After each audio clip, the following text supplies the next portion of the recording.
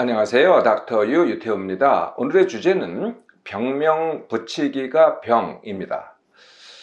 우리가 살다가 증상이 생깁니다. 또는 이상이 느껴집니다. 그러면은 내가 왜 이럴까? 이렇게 생각을 하죠. 그럴 때 이게 병이 아닐까? 이렇게 생각을 합니다. 이게 병일까라고 하면은 이걸 이제 병명 찾기라고 하고요. 병명 찾기를 하다 보면은 이제 당연히 병명 붙이기로 이어집니다. 병명 붙이기는요, 크게 이제 두 가지 방법이 있는데요. 첫 번째가 남이 붙이기, 두 번째가 내 스스로 붙이거나 나 스스로 붙이거나 의심하기, 이렇게 두 가지 방법이 있죠. 남이 붙이기, 이의 첫 번째는 이제 저 같은 의사 또는 전문가가 문진을 하거나 진찰을 하거나 검사를 통해서 무슨 병입니다라고 병명을 붙이는 겁니다. 이게 이제 흔히들 생각하는 이제 방법이죠. 그런데요, 굉장히 다른 많은 일들이 이제 벌어집니다. 네, 그게 이제 남이 붙이기인데요. 그 남이라는 것은 의사나 전문가가 아닙니다. 그런데 그 병에 대해서 또는 그 증상에 대해서 또는 그 이상에 대해서 약간의 경험과 또는 뭐 아는 것이 있습니다. 그러면은 이제 그분이 그게 그런 병이야. 아니면은 그런 증상에는 이게 맞아. 라고 이제 병명을 붙여주는 거죠. 네, 이게 이제 또 굉장히 흔히 일어납니다. 내가 붙이기는요, 내가 붙이거나 이제 의심하기인데요. 내가 증상이 있고 이상이 있습니다. 또는 더 많은 경우는요, 증상과 이상이 없습니다. 그럼에도 불구하고 내가 의심을 합니다. 네, 그러면 이제 검색을 하죠. 네, 검색을 통해서 병명을 붙이기를 합니다. 이렇게 병명 붙이기를 하면은 그 병명에 대한 걱정과 불안이 더 커집니다. 불안이 더 커지면 어떻게 되겠어요? 그러면은 더 찾죠. 더 검색을 합니다.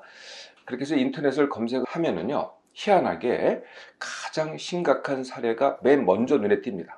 네, 이게 희한하죠? 네, 나한테 그렇습니다. 이게 뭐의 작용이냐면은 요새는 검색을 해도요, 다 누구한테나 똑같이 나오지 않습니다. 나한테 딱 맞춰서 나오는데 그게 바로 AI가 하는 일이죠. 뭐 그게 네이버가 됐든 또는 구글이 됐든 마찬가지입니다.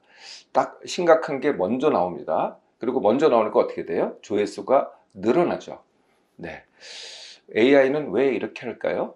네, 그럴수록 더 많은 사람이 더 찾아보고 더 그걸 보게 되니까, 즉 조회수가 늘게 되니까, 네, 이게 이제 당연히 AI가 그렇게 만들어져 있는 거죠. 네, 그러다 보니까 이게 맨 먼저 나오고 많은 사람들이 보니까요. 네, 그러면 당연히 어떻게 생각하겠어요? 이게 제일 흔한 거고 이게 바로 내 문제구나 라고 하는 것이죠. 이걸 뭐라 그러냐면은 사례의 일반화라고 합니다. 사례라는 건 이제 흔한 게 아니죠. 네, 그런데도 불구하고 네, 그게 거의 모든 사람이 그렇다라고 받아들이는 것, 이게 이제 일반화입니다. 사실 이렇게 신문이나 방송을 보면은요, 신문 방송이 하는 게 또 거의 그렇습니다. 네, 사례를 등장시키는데 그게 너일 수도 있다. 네, 그게 거의 모든 사람일 수도 있다. 이렇게 이제 보통 하는 겁니다. 네, 이렇게 해서 이게 내 거다라고 하면은 어떻게 되겠어요? 네, 그러면은 사실 내가 갖고 있던 걱정과 불안이 더 커집니다. 네, 이렇게 걱정과 불안이, 그 병명에 대해서 걱정과 불안이 더 커지잖아요. 네, 그러면 또 희한한 일이 생깁니다. 네, 그 걱정과 불안이 더 커지면은 그 병명에 해당되는 증상이 더 생깁니다. 아니면은 내가 갖고 있던 증상이 더 악화되거나요, 내 증상이 더 오래 가거나, 아니면은 새로운 증상, 병명에 적절한 새로운 증상이 더 생긴다는 것이죠. 네, 그래서 네, 지금 제가 말씀드렸던 병명 붙이기가 바로 병이 됩니다. 네, 이것은 이제 그림을 보면서 한 번 더 설명을 드리겠습니다. 늘 제가 말씀드리지만은 원인이 사실은 따로 있습니다. 그걸 제가 몸, 마음, 그리고 삶의 원인이라 그러죠. 네, 이런 원인을 갖고 있다 보면은 이렇게 증상 또는 소견, 이상이 생깁니다. 이 증상 소견에 대해서 내가 병명 붙이기 또는 병명 찾기를 합니다. 그러면 거기에 이어서 이제 검사와 치료를 하게 되잖아요. 그러면은 다시 이 병명 붙이기가 네, 원인과 증상 소견의 악순환을 하게 되는 것이죠. 그래서 이 병명 붙이기 자체가 다시 병을 일으킨다는 것입니다.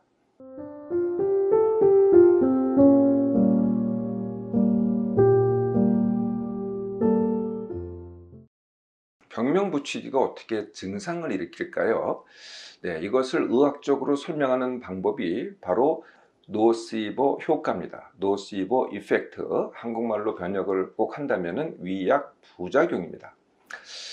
플라세보 효과, 이거에 대해서는 많이 들어보셨죠? 플라세보 효과는 번역하면은 위약 효과죠. 네, 위약이 효과가 있습니다. 진짜 약이 효과가 있는데 위약도 똑같이 효과가 있거든요. 네, 물론 뭐 100% 똑같지는 않지만은 상당히 효과가 있습니다. 이런 현상을 가지고 우리가 위약 효과라 그러잖아요. 그런데 그 반대의 경우도 성립이 된다는 거죠. 진짜 약의 부작용이 있습니다. 그런데 위약도 진짜 약과 비슷한 부작용이 또 있다는 거죠. 심지어는요, 진짜 약과는 관계없는 부작용이 위약에서 생깁니다. 네, 이것을 위약 부작용이라고 합니다. 이게 어떻게 그런 일이 생길까요? 네, 이게 이제 우리의 생각, 또 우리가 접하는 여러 가지 뭐 언론 보도 아니면은 인터넷 검색 등에 의해서 이런 일이 이제 생기는데요. 내가 이 약의 부작용에 대해서 들었습니다. 그것에 대해서 걱정을 하거나 불안해합니다.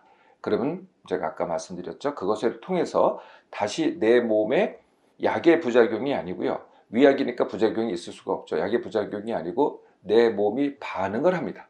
네, 이 반응하는 게 이제 증상으로 나타나는데 그게 들었던 그 약의 부작용에 합당한 증상들이 나타난다는 것이죠. 또는 뭐 전혀 새로운 증상이 나타나기도 합니다. 그런데 이렇게 들었거나 내가 의심하거나 내가 걱정하거나 이런 문제가 아니고 다른 것들이 또 요소가 됩니다. 그게 뭐냐면은 몸마음이 민감한 사람도 이런 문제가 더 잘 생기고요. 아니면 나는 건강한데 이런 분들한테도 이런 부작용이 나타나는데 그분들은 어떤 특징을 갖고 있냐면 본인은 모르세요. 본인은 모르는데 제가 늘 말씀드린 힘듦과 지나침이 뭐는 원인이라 그랬잖아요. 근데 힘듦은 내가 아는 거고 지나침은 내가 모르는 겁니다. 근데 지나침이 이제 누적이 되기 시작합니다. 네. 근데 계속 몰라요. 계속 모르고 있다가 내가 뭐 무슨 약을 먹었어요. 네. 그러면은 이제 그건 하나의 그 이벤트가 되잖아요. 사건이 되잖아요. 그게 얹어지는 거죠. 그러면 이제 그걸 통해서 그동안에 누적됐던 지나침에 의해서 반응 증상이 생기는데 그 먹었던 약의 부작용에 적절한 그런 반응 증상이 생기는 것이죠. 네. 병명 붙이기도 위약 부작용과 기전이 같습니다. 네, 그러니까 약에 대해서 부작용이 있다 이렇게 들으면은 제가 증상이 생긴다 그랬잖아요. 병명에 대해서 내가 그걸 듣습니다. 그리고 걱정하고 불안해합니다. 그러면 그 병명에 합당한 증상들이 반응으로 더 생긴다는 것이죠. 네, 예민하고 또 지나침이 누적된 사람들한테요. 이것을 지금 뭐 거의 국민 모두가 겪고 있는 코로나19에 대해서 한번 예를 들어 보겠습니다. 우리가 코로나19에 대해서 얘기를 할 때 두 가지를 얘기를 하죠. 하나는 코로나19의 후유증, 또 하나는 예방접종의 부작용. 이게 이제 같은 메커니즘인데요. 코로나19의 후유증. 코로나19의 후유증이 뭐 여러 가지가 있다고 하잖아요. 그런데 사실 코로나19의 후유증의 대부분은요, 특히 우리 한국 사람들은요, 사실 코로나19 바이러스가 일으킨 게 아닙니다. 그것보다는 내가 코로나19의 후유증에 대해서 많이 들었고 그거에 대해서 뭐 언론에서도 보고 인터넷에서 나오고 그런 걱정과 불안 때문에 이 바로 위약 부작용이라는 기전에 의해서 내가 그 증상이 더 생기거나 새로 생기거나 있었던 증상이 더 오래 가거나 한다는 것이죠. 예방접종의 부작용도 같습니다. 예방접종의 부작용에 대해서 언론에서 뭐 얼마나 많이 크게 실었습니까? 다뤘습니까? 네. 그러니까 그걸 듣고서 그걸 걱정하고 불안해하고 또 찾아봅니다. 그리고 내가 예방접종을 맞았어요. 그러면은 바로 또 노시보 효과가 나타납니다. 위약 부작용이 나타나죠. 코로나 예방접종하고는 전혀 관계없는 그 효과가 아닌 증상들이 부작용으로 나한테 나타납니다. 코로나 예방접종의 부작용의 대부분도 사실은 알고 보면은 바로 이 위약 부작용이라는 것이죠. 증상 또는 이상이 있다면요, 그 원인의 대부분은 병이 아닙니다. 바로 반응 증상이죠. 이것은 제가 이미 강의한 적이 있습니다. 증상 대부분의 원인은 병이 아닌 반응, 이 제목으로 제가 이미 강의한 적이 있으니까 혹시 궁금하시면요, 홈피를 검색해 주셔서 참고하시면 됩니다. 그 원인이 뭐라고요? 네, 제가 한마디로 몸맘삼 원인이라고 그러죠. 내 몸, 내 마음, 그리고 내가 무슨 일을 하고 어떤 사람과 관계를 하고 있고 그리고 어떤 사회 환경에 사느냐.